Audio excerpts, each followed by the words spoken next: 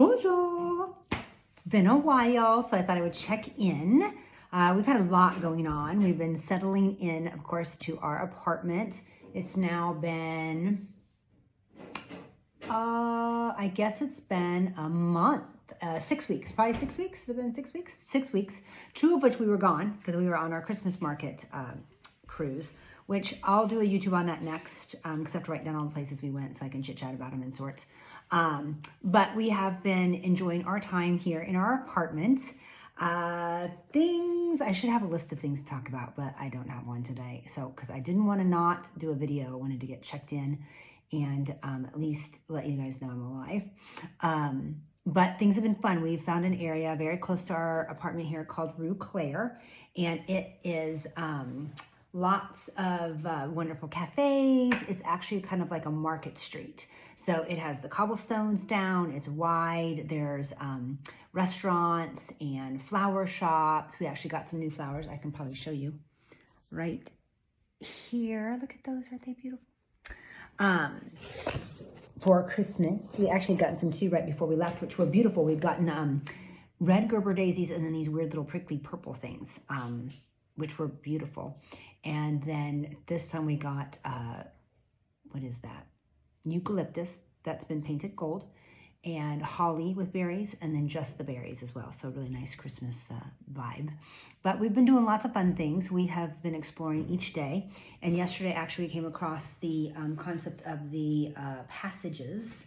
And the passages are these walkways between different different blocks, and they're covered, and then they have restaurants and stores along the passageways.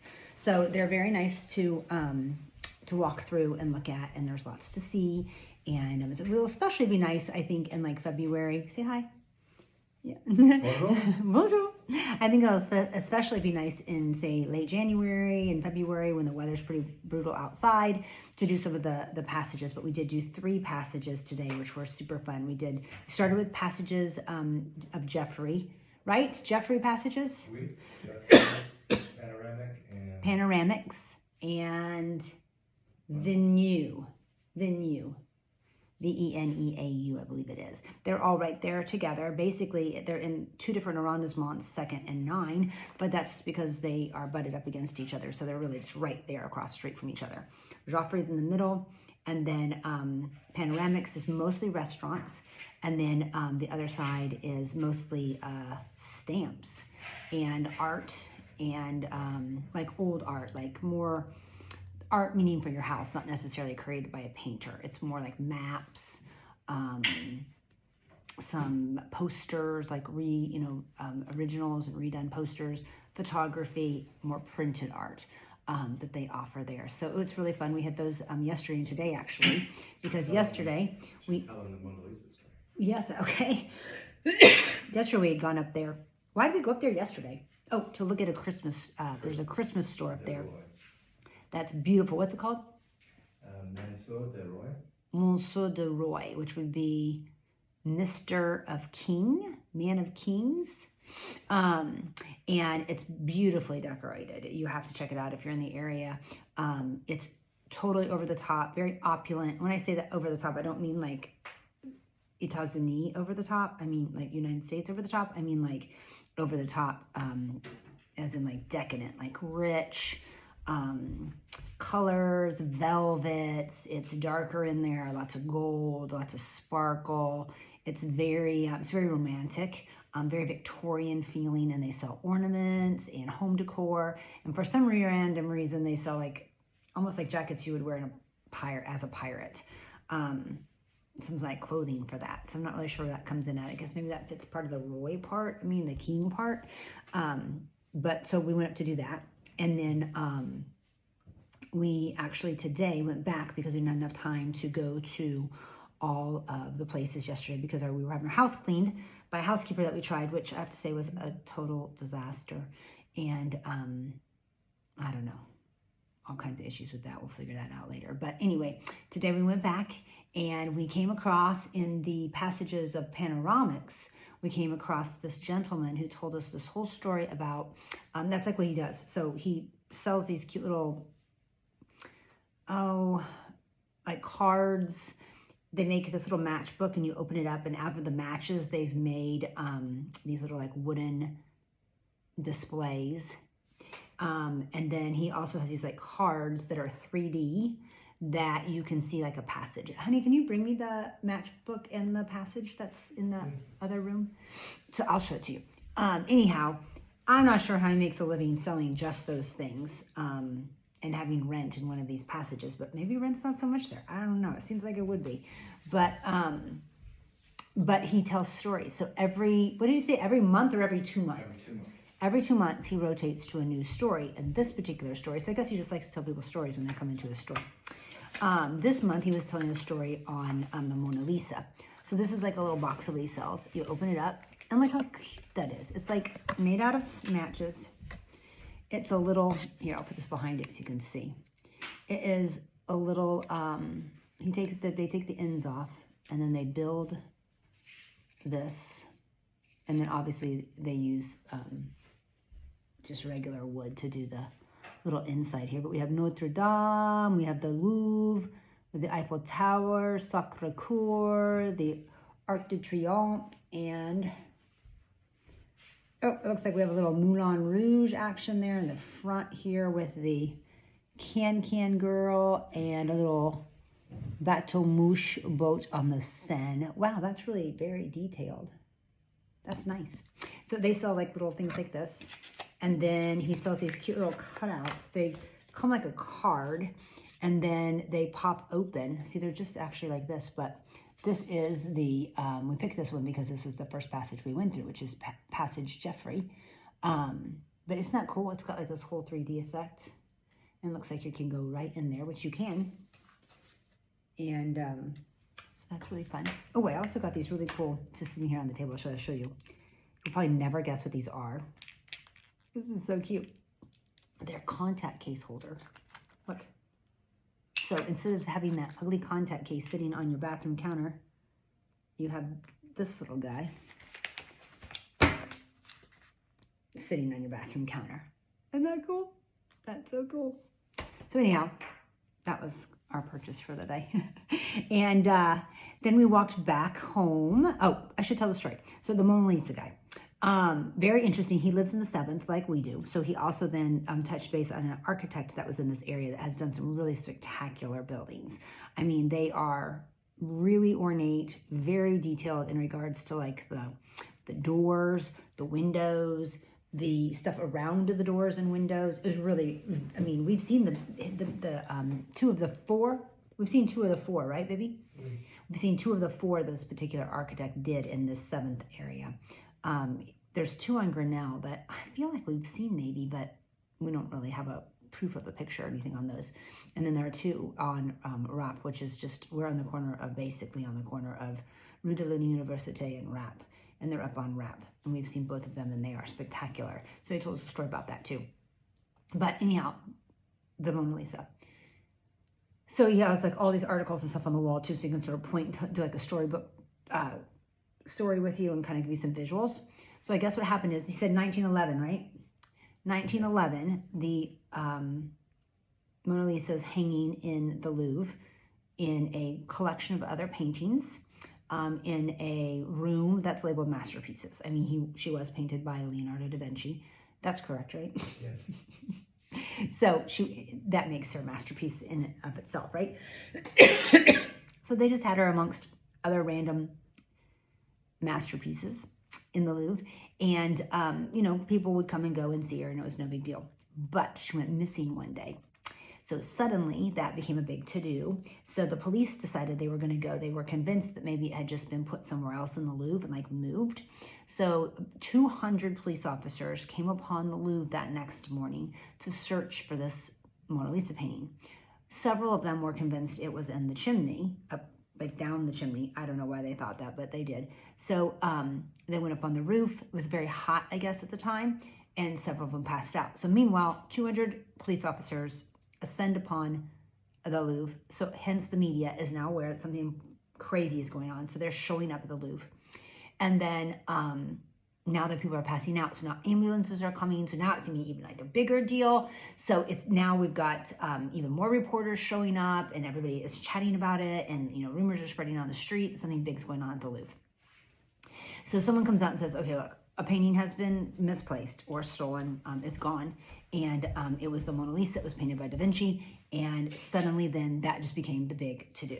So all over the world, this Da Vinci painting is missing. It's, so important. The French are getting very upset because they're like, oh, it's our masterpiece and now it's missing and we want it back. And, suddenly something they didn't even really realize was there because it was really on like a lower row of many, many, many pieces of art on the wall, is like being made a big deal out of. So much so that they were like taking other famous paintings in other parts of the country and saying like, oh, this is the Mona Lisa of England, and oh, this is the Mona Lisa of India, and things like that. So it became kind of a whole marketing thing, turns into this big shadoo, and they never do find the Mona Lisa for 2 years.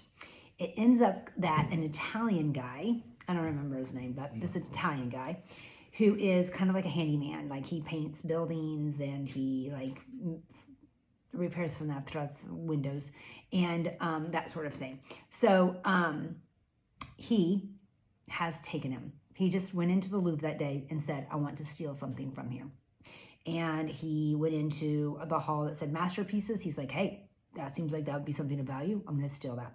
So he goes in to steal. He looks around. He picks one of the smallest pictures that's there, which is the Mona Lisa. And he puts it under his arm and he walks out the door. He goes to work. He puts it in his locker. He works all day. He gets it out of his locker. He walks home, puts it underneath his bed, stays there for 2 years. After the 2 years, he decides he's going to sell it. So remember now, the whole world's in a tizzy about this whole Mona Lisa thing. So he contacts many, many art dealers and countries to try and sell this painting. Specifically, he contacts Italy because he's Italian. So he's like, I'm Italian, you're Italian, Da Vinci's Italian, I've got this painting, won't you make me an offer? So no one, not one person, well, I shouldn't say it, all the people did not bite except for one person. And that person said, hey, if you have this painting, I do need to see it to make sure it's the real thing. But I will buy it if it's the real thing. So he's like, oh, sure. So he goes to Italy to show this guy the Mona Lisa, takes the Mona Lisa with him. He goes in, shows it to him. He's like, oh, this is the real thing. So he's like, hey, I gotta go get my money. I'll be back to buy it. The guy's like, okay.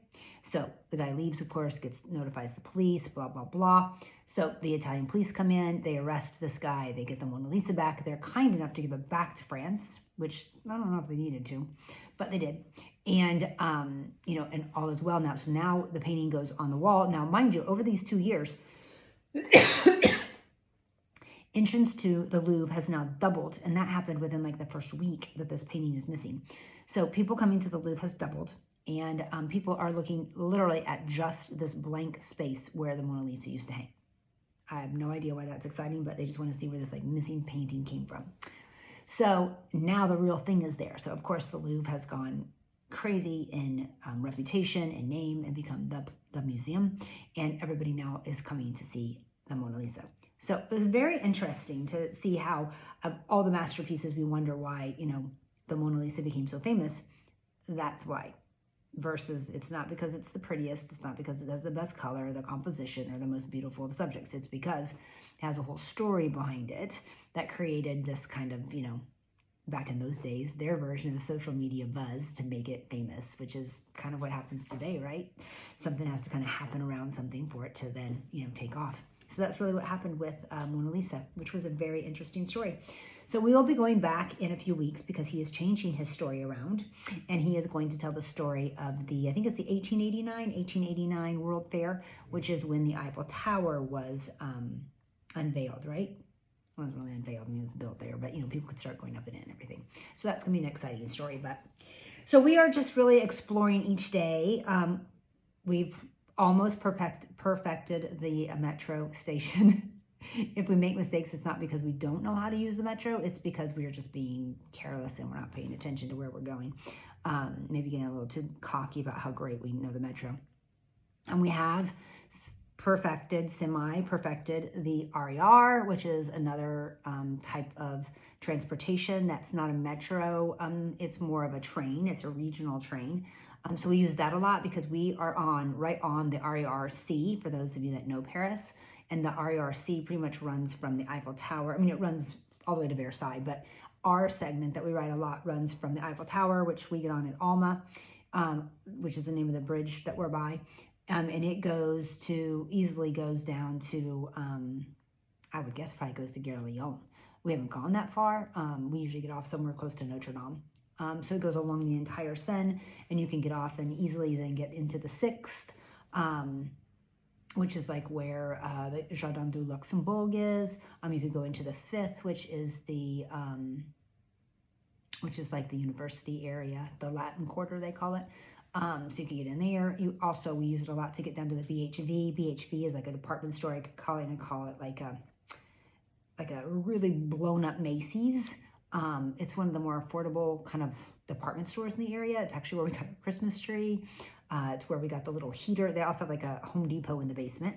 So we got our little heater that we use like at night. If it feels a little chilly in the room, we can hit that before we go to bed. We bought, what did we buy yesterday? A little Christmas ornament yesterday. They have clothes. That's their main thing. And housewares and dishes and gifts and things of that nature.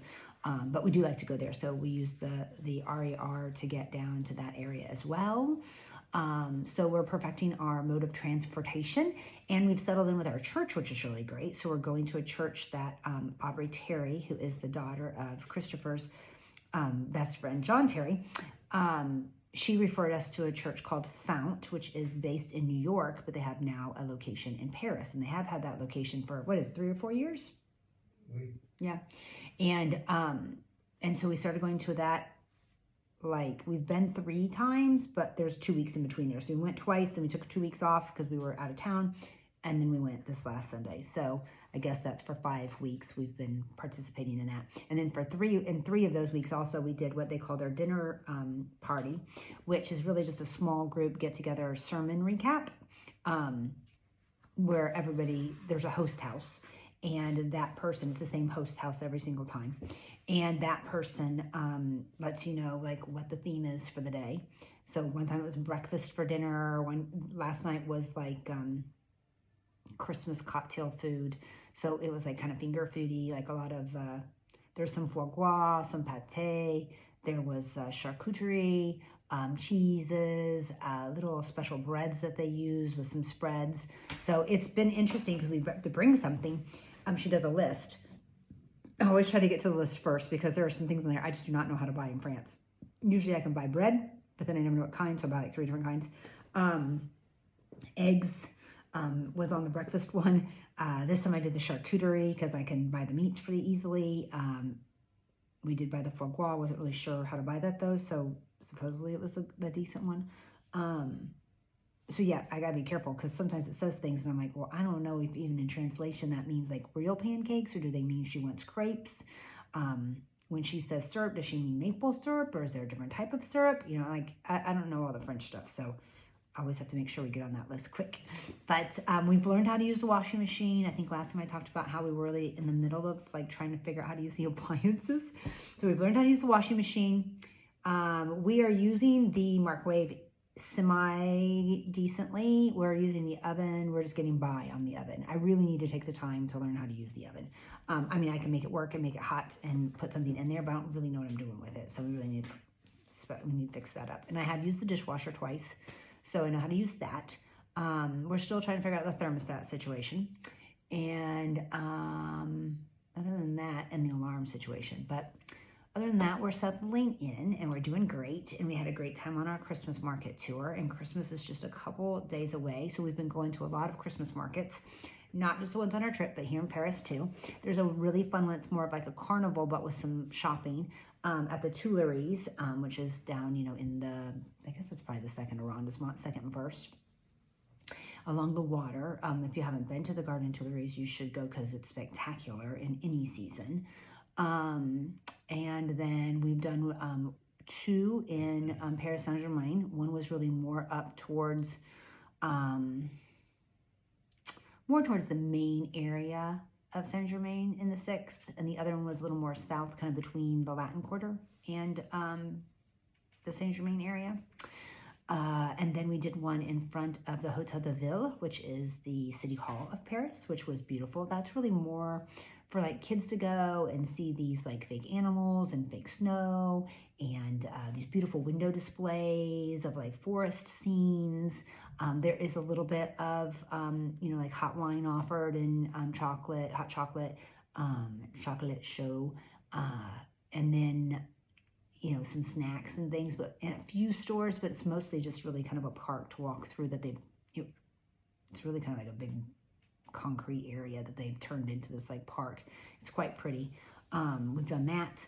And then we have a few more on the list that we're going to go to before they are over for the holidays. So we're enjoying Christmas in Paris, which has been wonderful.